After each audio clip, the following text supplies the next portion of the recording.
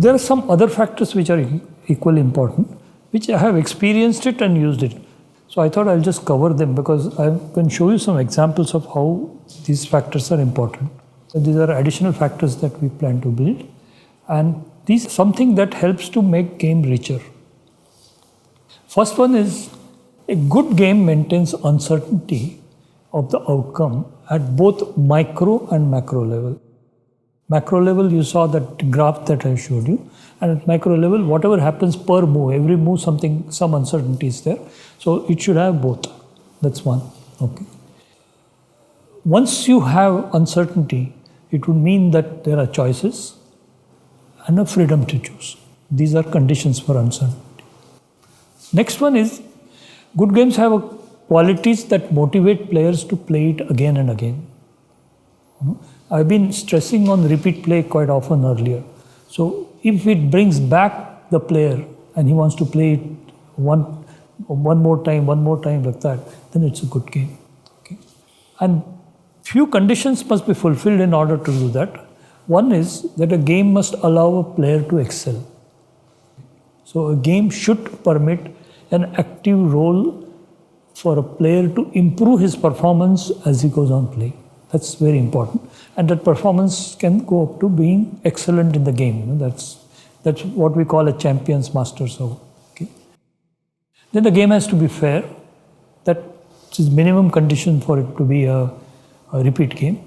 It should give you an opportunity of 5 minutes of fame. And this is something which I thought is valid for children.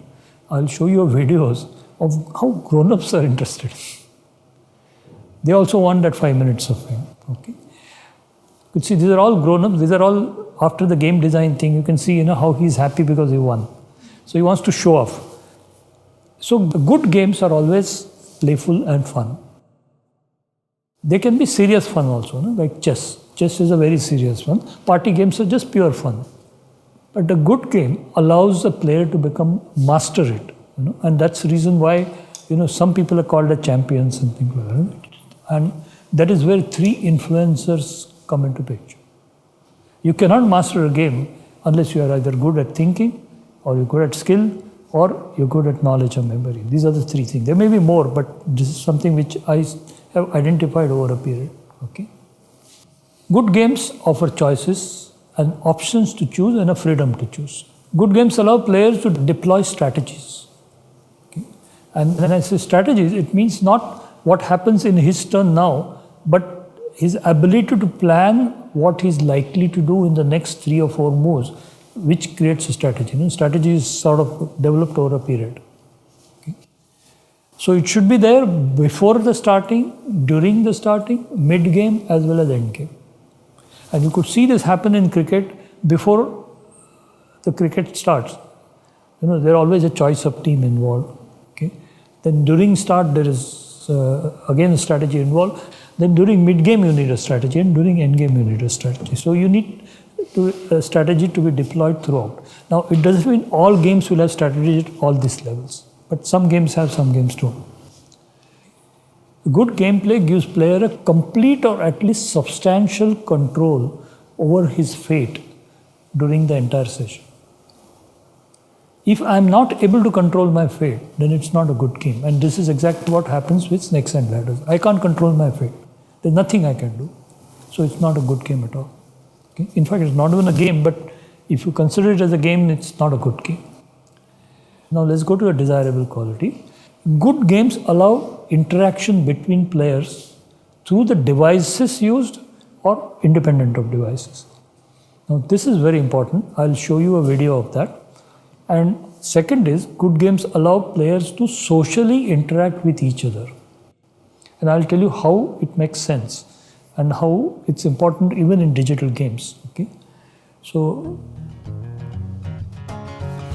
the children, and see what happens between them. Actually, there is no, the person who has a turn doesn't seem to do anything.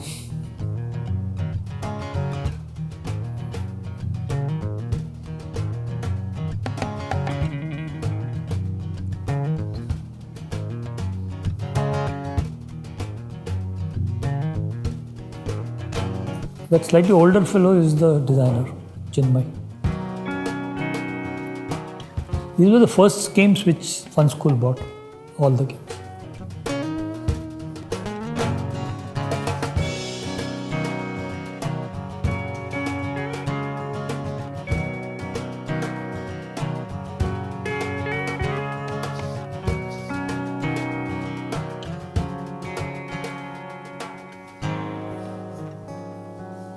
So you could see there are more discussions than actual play.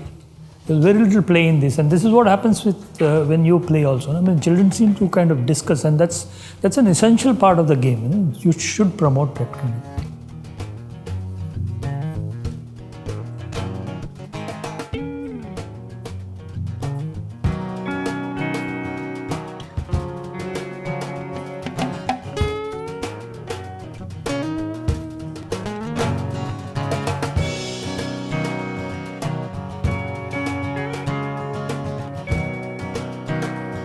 This was the last day play session where campus children were called in.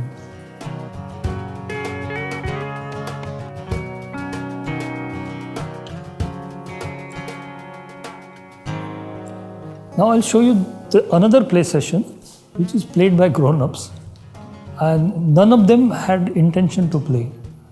They were brought in to just show that this is what our students have done and all that. Now see what happens actually when they start playing. This is student playing themselves. Others were just simply watching. Now the seminar people have started attending.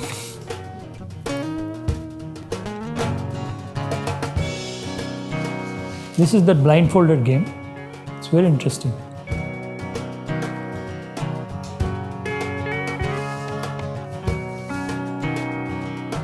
She actually shouts, when she wins. Okay, so you could see that it interests people to have that 5 minutes of fame. They want others to know that I have won. Okay, so we use this effectively in another game where if you complete the thing and if you win, there's a bell which you ring, so that other people know. So the point that I'm making is all these videos show interaction between people, and that is currently missing in your games. How do I create better interaction between people? Can the game mechanics permit or rather encourage that interaction? So try and see how you can create interactions between players. Okay, this is for digital game which last batch had done. This is Parth's game. You could see what happens with children.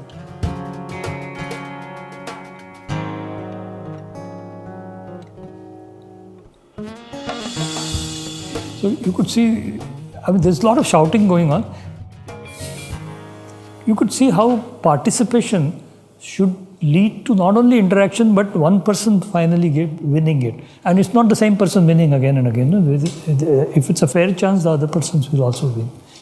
So it's a very desirable thing to think of interactions which are part of the gameplay and part of the game mechanics. That's very, very important.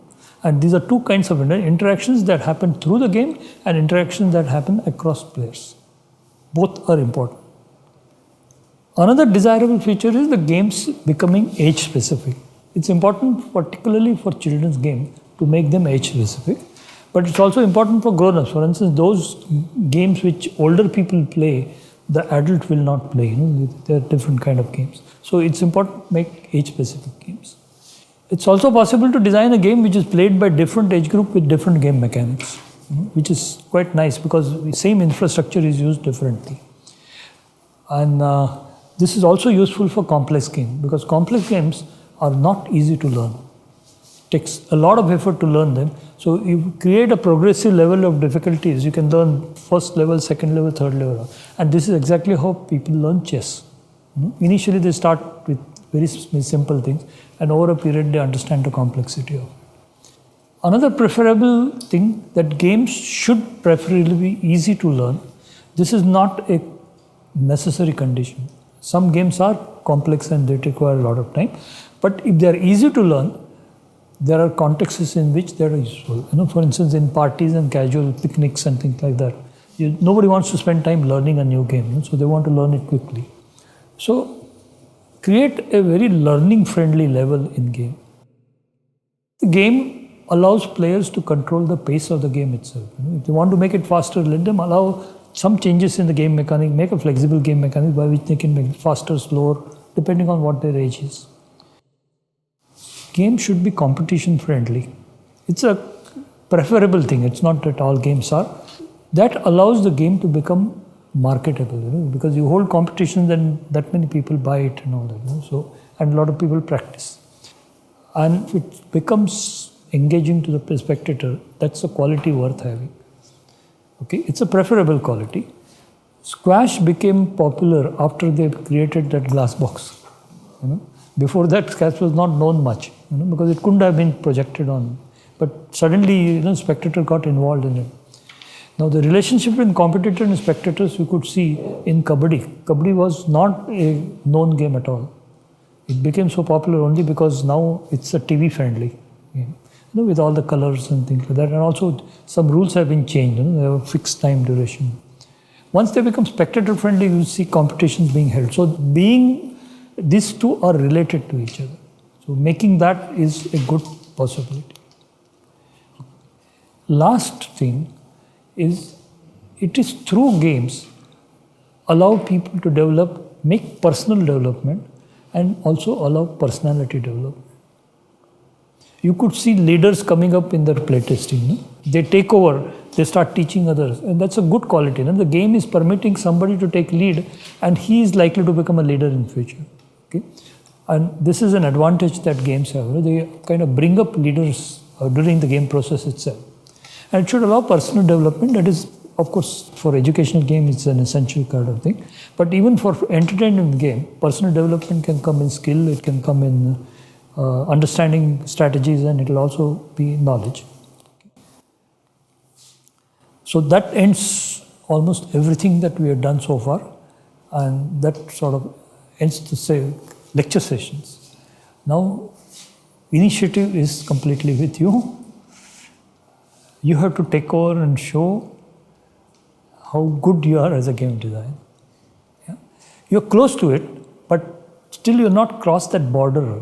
You just, the first obvious thing you are able to come to, just cross that a little and try to use some of these factors to cross that.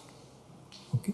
All the previous batches have been able to do it. There's absolutely, I'm quite confident you will be able to do it. Only thing is, it needs a little bit of pressurizing yourself. I don't want to do this, I want to do something more than this. If you put that as a target, it will happen.